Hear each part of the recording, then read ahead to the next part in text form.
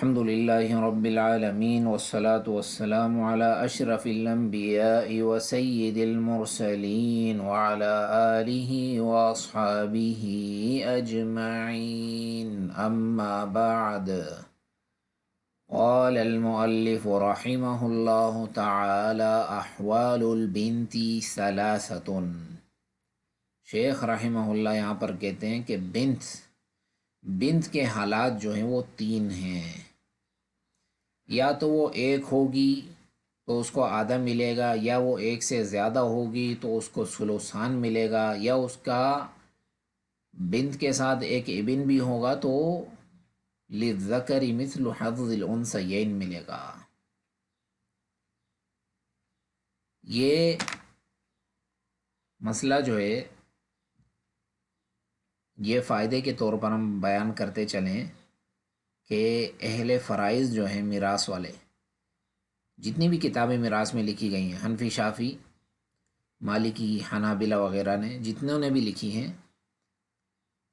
انہوں نے ان کے درمیان دو طریقے ہیں. بعض نے ایک طریقہ اپنایا ہے حصے دینے کا، یعنی کتاب میں جو ترتیب دیتے ہیں تو ان میں ان کی دو آراء ہیں. جو جمہور کی رائے یہ ہے کہ وہ اس طرح ذکر کرتے ہیں اصحاب النصف، وہ لوگ کہ جن کو آدھا حصہ ملے گا. پھر وہ بولتے ہیں کہ بھئی آدھا حصہ بیٹی کو ملے گا جب وہ اکیلی ہوگی، بیٹی نہیں ہے کسی کی بیٹی ہے بنت الابن، آدھا اس کو ملے گا تو یہ دوسرا فرد ہو گیا. زوج کو آدھا ملے گا. تو اس طرح وہ ذکر کرتے ہیں، اس کو کہتے ہیں اصحاب النصف. پھر وہ کہتے ہیں کہ اصحاب الربع، کہ ربع کہتے ہیں ربع زوجہ کو ملے گا جب اولاد نہیں ہوگی، اسی طرح زوج کو ملے گا جب اولاد ہوگی. اس طرح وہ ذکر کرتے ہیں. پھر وہ کہتے ہیں اصحاب السدس. اصحاب السدس میں ان لوگوں کو ذکر کرتے ہیں جو چھٹا حصہ لیتے ہیں، جیسے والدہ کو چھٹا حصہ ملے گا اولاد ہوگی تو، بھائی وغیرہ دو یا دو سے زیادہ بھائی یا اولاد ہوگی تو. اسی طرح والد کو اولاد اگر ہوگی تو والد کو بھی چھٹا حصہ ملے گا. تو وہاں پر اصحاب السدس میں سارے ورثاء آپ کے آگے سدس والے ذکر کر دیتے ہیں، اور پھر کہتے ہیں کہ سدس لے گا تو اس کی شرائط کیا ہے، وہ شرائط بھی ذکر کرتے ہیں. یہ جمہور علماء کا طریقہ ہے، حنابلہ، شافعیہ اور مالکی حضرات کا بھی یہی طریقہ ہے. جبکہ احناف کا طریقہ یہ مختلف ہے. یہ وہ طریقہ ہے جو قرآن میں بیان ہوا ہے، اور یہ راجح طریقہ ہے. راجح یعنی یہ تو ایک تقسیم ہے، یہ ایسی نہیں کہ وہ تقسیم جو ہے وہ قرآن کے خلاف ہے. نہیں، مقصد یہ ہے کہ ہر وارث کو اس کا حصہ مل جائے، اور اس کا حصہ طلاب کو پڑھا دیا جائے کہ اس کا حصہ یہ ہے. لیکن یوں کہہ لو کہ طریقے میں، پڑھانے کے طریقے میں اختلاف ہے. ان کے پڑھانے کا طریقہ ویسا ہے، وہ کہتے ہیں کہ باب النصف، باب السدس، باب الثلث، اس طرح وہ کہتے ہیں. ان کے پڑھانے کا طریقہ یہ ہے. اور احناف حضرات کے پڑھانے کا طریقہ یہ ہے جیسا کہ قرآن میں آئے کہ بھئی وَإِن كَانَتْ وَاحِدَةً فَلَهَا النِّصْفُ فَإِن كُنَّ نِسَاءً فَوْقَ اثْنَتَيْنِ فَلَهُنَّ ثُلُثَا مَا تَرَكَ. تو قرآن نے اس طرح بیان کیا ہے. تو یہ جو ہمارا والا جو یہ طریقہ ہے اس کتاب میں، یہ وہی قرآنی طریقہ ہے، اور یہ زیادہ آسان طریقہ ہے. ان کا والا جو طریقہ وہ تھوڑا یعنی اتنا مشکل بھی نہیں ہے وہ، لیکن پھر بھی اس میں تھوڑی سی یوں سمجھ لو مشکل ہے اس کے اندر، کیونکہ اس کے اندر سمجھنے میں شروع میں آپ پڑھو گے تو آپ کو بہت مشکل لگے گا، وہ پھر آسان ہو جاتا ہے وہ. تو یہ جو ہمارا جو طریقہ ہے یہ قرآنی طریقہ ہے. ناظم کہتے ہیں ابو عبداللہ کہ جو جمہور والے طریقے پر ہیں وہ شافعی المذہب ہیں. فالنصف فرض خمسة افراد الزوج والأنثى من الأولاد وبنت الابن عند فقد البنت والأخت في مذهب كل مفتي وبعدها الأخت التي من الأب عند انفرادهن عن معصبي. تو یہ کہتے ہیں کہ نصف جو ہے 5 لوگوں کو ملے گا، خاوند کو، اولاد کو، بیٹی کی بیٹی کو، بہن کو، سگی بہن، باپ کی طرف سے جو بہن ہو، یعنی الاخت لاب. انہوں نے یہ ذکر کیا. ہمارا مقصد یہاں پر ان کا مذہب پڑھنا نہیں ہے، ہمیں یہ ہے کہ یہ سمجھنا چاہیے جو ہمارے آگے یہ لکھا ہوا ہے یہ کیا ہے؟ فرمایا کہ میت المیت لا یخلو، میت جو ہے وہ یا اس کا یہ حال ہوگا یا یہ حال ہوگا، یا تو اس کا بیٹا ہوگا یا نہیں۔ اگر اس کا بیٹا ہوگا تو بیٹی کو فَلِلْبِنْتِ نِصْفُ مَا لِلْإِبْنِ، تو بیٹے کو جتنا ملے گا اس کا آدھا بیٹی کو دے دو، یعنی بیٹے کو دو بیٹی کو ایک۔ اگر میت کا بیٹا نہیں ہے وَإِن لَمْ يَكُنْ لَهُ ابْنٌ، بیٹا نہیں ہے، فَلَا يَخْلُو حَالٌ، حال جو ہے کیا ہوگا؟ فرمایا خالی نہیں ہوگا، یا تو اس کی ایک بیٹی ہوگی تو اس کو آدھا حصہ ملے گا فلاح نصف، یا ایک سے زیادہ ہوگی فاکثر، دو سے زیادہ بیٹیاں تو ان کو ثلثان ملے گا۔ اس کو کہتے ہیں وجہ الحصر، حصر۔ فرمایا کہ بیٹی ایک ہوگی تو آدھا ملے گا۔ دیکھیے یہ ایک بیٹی ہے، میت ایک بیٹی چھوڑ گیا ہے، ایک زوج اور ایک عم ہے، بیٹی کو دے دو آدھا، خاون کو دے دو چوتھا حصہ کیونکہ اولاد ہیں، 4 سے مسئلہ بنے گا، ربع اس کو دے دو، نصف اس کو، باقی اس کو دے دو عم کو۔ دلیل کیا ہے؟ وَإِن كَانَتْ وَاحِدَةً فَلَهَا النِّصْفُ، ثلثان ملے گا بیٹیوں کو کہ جب وہ دو سے زیادہ ہوں گی۔ دیکھیے فرمایا کہ یہاں پر یوں سمجھ لے کہ یہ 2 بیٹیاں ہیں، ایک زوجہ ہے اور عم ہے، آپ سے کہا گیا کہ مسئلہ 2 بیٹیاں ہیں تو نصف، ربع، ثمن، ثلث، ثلثان، سدس، تو یہاں پر مسئلہ 8 سے بھی صحیح ہے لیکن اس کو ہم 24 سے بنا دیتے ہیں، 24 سے زیادہ صحیح آئے گا۔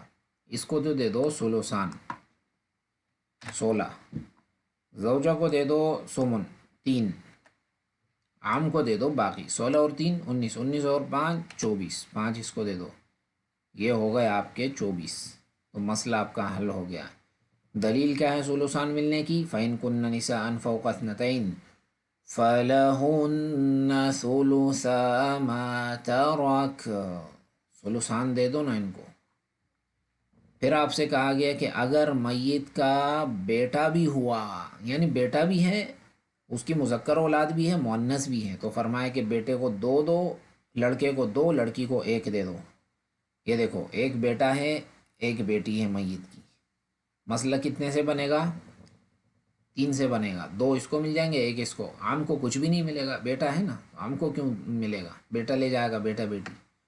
دلیل للذکر مثل حظ الانثیین، یہ دلیل ہے، بہت آسان طریقہ ہے، یہ آپ انشاءاللہ دیکھیں، سمجھ نہ آئے تو واپس مجھ سے رابطہ کریں۔ احوال بنت لبن، اب بیٹی نہیں ہوگی کسی کی تو دیکھا جائے گا اولاد کی اولاد تو ہوگی نا، تو اب دیکھو بیٹے کی بیٹی ہے، بیچارہ میت مر گیا، پیچھے اس کا ایک بیٹا تھا وہ میت سے پہلے ہی وفات پا چکا ہے، لیکن اس بیٹے کی بیٹی ہے، بنت الابن ہے، تو یہ بالکل ایسے ہی ہے جیسے بنت، کیونکہ اولاد کی اولاد بھی اولاد ہی ہوتی ہے، کوئی پرائی تو نہیں ہے وہ، جس طرح والد کے والد ہوتے ہیں، آپ کے دادا بھی آپ کے والد ہیں وہ، تو اسی طرح آپ کے پوتے جو ہیں وہ بھی آپ کی اولاد ہیں، تو فرمائے کہ نصف ملے گا جب یہ 1 ہوگی۔ دیکھیے جیسے اوپر مسئلہ حل ہوا ہے ویسے ہی یہاں ہوگا، جدہ کو ملے گا چھٹا اور اس کو ملے گا آدھا، نصف، ربع، ثمن، ثلث، نصف، ربع، ثمن، ثلث، ثلثان، سدس، ایوہ نصف، ربع، مسئلہ بنے گا 6 سے، 6 سے بنے گا، آدھا ہم نے اس کو دے دیا 3، چھٹا حصہ جدہ کو دے دیا 1، باقی بچا 2، عم نے لے لیا۔ دلیل کیا ہے کہ بنت الابن کو یہاں پر آدھا ملے گا؟ آپ سے کہا گیا ہے کہ علماء کا اجماع ہے اس بات پر کہ بنت البنت یہ قائم مقام ہے بنت کے، کسی کی بیٹی نہیں ہے تو بیٹے کی بیٹی جو ہے وہ قائم مقام بیٹی کے ہے وہ۔ اور قیاس والقیاس علی بنتی الصلبی، کہ جو آپ کی بیٹی ہے میت کی ڈائریکٹ جو میت سے پیدا ہے وہ میت کی بیٹی ہے، تو جو میت کے بیٹے سے پیدا ہے تو یہ بھی تو میت کی بیٹی ہے، لأن ولد الولد کالولد ارثاً وحجباً الذکر کالذکر والانثى کالانثى، کیونکہ اولاد کی اولاد بھی اولاد ہے، وارث بھی ہوگی وہ، اور وہ محجوب بھی کرے گی، جس کو محجوب کرنا ہوگا۔ محجوب کس کو کہتے ہیں انشاءاللہ یہ آگے آئے گا، یہاں پر سمجھ نہ بھی آئے تو کوئی پرواہ نہیں، بس یہاں پر یہ مسئلہ سمجھ لو کہ اولاد کی اولاد بھی اولاد ہے، یعنی اولاد کی اولاد. میت وفات، ایک شخص وفات ہو گیا، پیچھے اس کا ایک بیٹا تھا، وہ بیٹا اس سے پہلے ایکسیڈنٹ میں وفات ہو گئی، پیچھے بیچارہ ایک بیٹی اس کی تھی، تو یہ بیٹی جو ہے اپنے باپ کے باپ کی میراث لے کر جائے گی، آدھا مال لے کے جائے گی.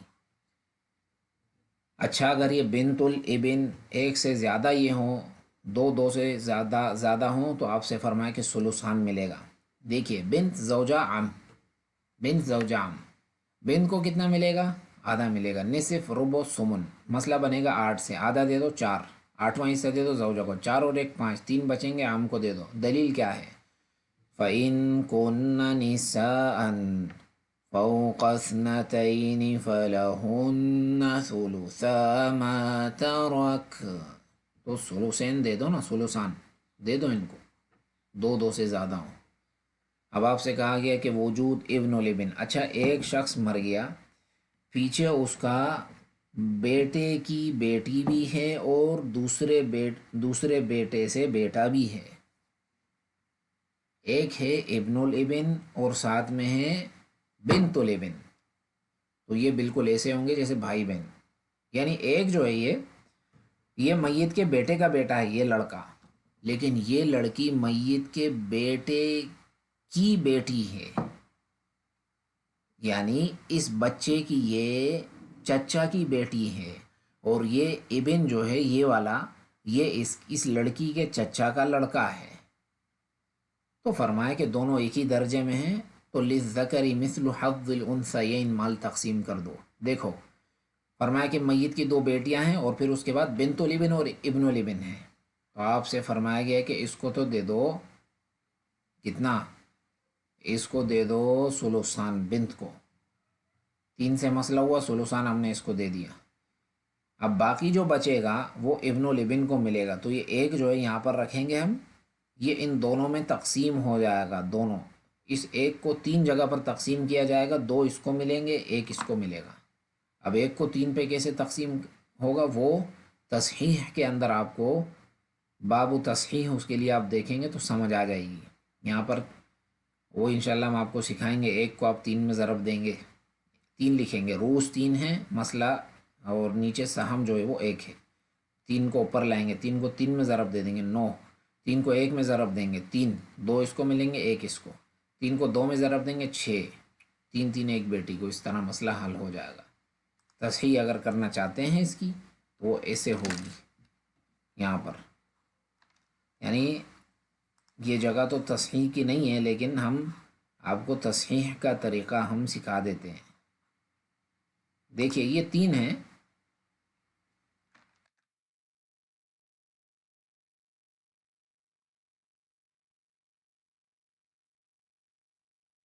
آپ سے فرمایا گیا کہ 3 میں سے 2 ان کو ملے، 1 ان کو دیا. اب ایک تو ان پر تقسیم نہیں ہو رہا، تقسیم اگر مثال کے طور پہ بھی کرنا چاہتے ہیں تو وہ ایسے ہوگا. دیکھیں بنت کو ملے گا، بنت الابن کو 1 حصہ ملے گا، ابن الابن کو 2 حصے، تو 1 اور 2 3، 3 ہم یہاں پر رکھ دیں گے، 3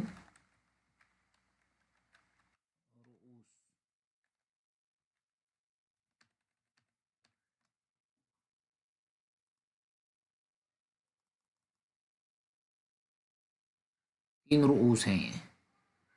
آپ سے 1 اور 3 میں تباہیوں نے 3 کو اٹھا کے 3 میں ضرب دے دو، ٹھیک ہے نا. 3 کو 3 میں ضرب دو گے تو مسئلہ آ جائے گا 9 سے. ضرب کی نشانی یہاں سے آپ اٹھائیں گے،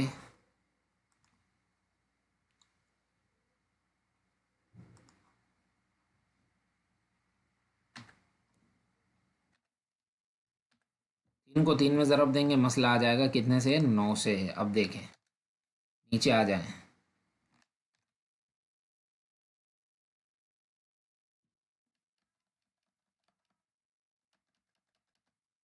یہ 3 ہے، 3 کو 1 میں ضرب دیں گے، 3 کو 1 میں ضرب دیا تو آپ سے فرمایا کہ 3 آ جائے گا. یہ 3 جو ہے یہ ان دونوں پر تقسیم ہو جائے گا. 3 میں 2 اس کو ملیں گے بیٹے کو، 1 اس کو مل جائے گا، ٹھیک ہے نا، بیٹی کو. پھر 3 آپ یہ یہاں پر 2 میں ضرب کریں گے،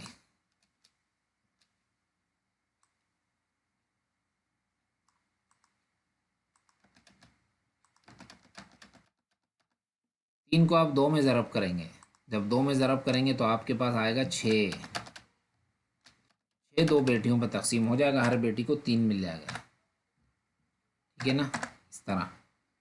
تو یہ من باب التصحیح، یہ مسئلہ آپ کو سمجھانے کے لیے ہم نے کیا ہے، البتہ یہاں پر اس کا عمل دخل نہیں ہے، یہاں پر آپ صرف مسئلہ سمجھ لیں، للذکر مثل حظ الانثیین، بس۔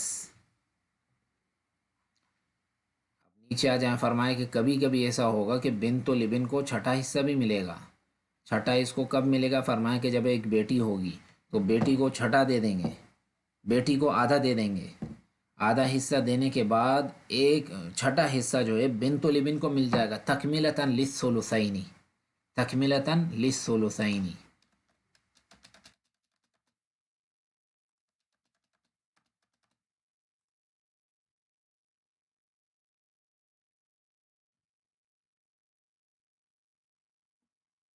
تکملتاً للثلثین، دیکھیں بنت و لبن عم، بنت کو تو ملے گا آدھا، بنت و لبن کو ملے گا چھٹا، نصف ربع ثمن ثلث ثلثان، سب مسئلہ بنے گا 6 سے، 6 سے آپ مسئلہ بنائیں گے، نصف اس کو دے دیں گے 3، چھٹا اس کو دے دیں گے سدس، 3 اور 1 4، 2 بچیں گے، 2 عام کو مل جائیں گے، ٹھیک۔ آپ سے فرمایا کہ دلیل کیا ہے؟ فرمایا کہ دلیل یہ ہے کہ ابن مسعود رضی اللہ تعالیٰ عنہ سے مسئلہ پوچھا گیا تھا تو انہوں نے کہا تھا کہ میں اس میں اپنی رائے سے بات کرتا ہوں، اگر یہ صحیح ہوا تو میری اللہ اور اس کے رسول کی طرف سے، غلط ہوا تو میری اور شیطان کی طرف سے۔ جب انہوں نے فیصلہ کیا تو بتایا گیا کہ نبی علیہ السلام نے بھی اس طرح فیصلہ کیا تھا، یا یہ اس میں یہ ہے کہ انہوں نے کہا تھا کہ میں اس میں نبی علیہ السلام کا کیا ہوا فیصلہ کروں گا، تو انہوں نے اس میں یہ فیصلہ کیا، فرمایا للابنتی النصف، بیٹی کو تو دے دو آدھا، وَلِبْنَةِ الْإِبْنِ السُّدُسُ، کہ جو بیٹے کی بیٹی ہے اس کو سدس دے دو، تکملۃً للثلثین وما بقی فللأخت، اور جو باقی رہ جائے تو وہ اخت کے دے دو، یعنی یہاں پر آپ عم کی جگہ اخت کر دو تو یہ بالکل ابن مسعود والی صورت بن جائے گی۔ اجعلوا الاخوات مع البنات عصبہ، یہ دلیل ہے، صحیح ہے نا، 6 سے مسئلہ آپ کا حل ہو گیا۔ وما بقی فللأخت، یعنی ان سے یہ سوال ہوا کہ ایک شخص وفات پا چکا ہے، پیچھے ایک بیٹی ہے، ایک بیٹے کی بیٹی ہے اور ایک اس کی بہن ہے، تو کیا ہوگا؟ تو ابن مسعود نے فرمایا کہ بیٹی کو دے دو آدھا، بیٹے کی بیٹی کو دے دو چھٹا، تکمیلتاً للثلثین، تو ثلثان یہ ہو گیا نا، چھٹے کا ثلثان کتنا ہے؟ ثلث اس کا ہے 2، ثلثان ہے اس کا 4، 4 اس کا ثلثان ہے، تو آدھا ہم نے اس کو دیا، جو 4 میں سے 3 مائنس کریں گے، ایک بچے گا، ایک اس کو دے دیں، تو یہ 4 ان کو دے دیا بیٹیوں کو، تکمیلتاً للثلثین، اس کو دیا تو یہ ثلثان ان کا پورا ہو گیا، اب آگے اس کو بیٹی کو 2 دے دو، کیا دلیل ہے؟ فرمائے اجعلوا الاخوات مع البنات عصبہ، بہنوں کو بیٹیوں کے ساتھ عصبہ بنا دو۔ پانچویں حالت جو ہے وہ بنت و لبن کی، وہ یہ ہے کہ اس کو کچھ بھی نہیں ملے گا جب بیٹیاں ہوں گی، جب بیٹیاں ثلثان لے جائیں گی تو بیٹی کے بیٹے کو کچھ نہیں ملے گا۔ دیکھیے، آپ سے فرمایا گیا کہ ایک میت پیچھے 2 بیٹیاں چھوڑ گیا ہے، ایک کی اس کے بیٹے کی بیٹی ہے اور ایک اس کا چچا ہے، تو فرمایا کہ ثلثان دے دو ان کو، بنات کو، باقی دے دو عم کو، 3 سے مسئلہ بنے گا، 2 یہ ثلثان ہے اور ایک اس کو دے دو باقی، ان کو کچھ نہیں ملے گا کیونکہ ثلثان انہوں نے لے لیا بیٹیوں نے۔ دلیل یہ ہے کہ علم من حدیث ابن مسعود، یہاں پر آپ یہ لیں ضمہ لگا دیں کہ آپ کو پڑھنے میں آسانی ہو، علم من حدیث ابن مسعود رضی اللہ تعالی عنہ انہ اذا اکتمل الثلثان بالبنات فلا شیء لبنت الابن، ثلثان بیٹیاں لے گئیں تو بنت و لبن کو کچھ بھی نہیں ملے گا، ثلثان پورا ہو گیا نا یہاں، تو اس کو کیوں ملے گا؟ باقی عم کو دے دیا جائے گا۔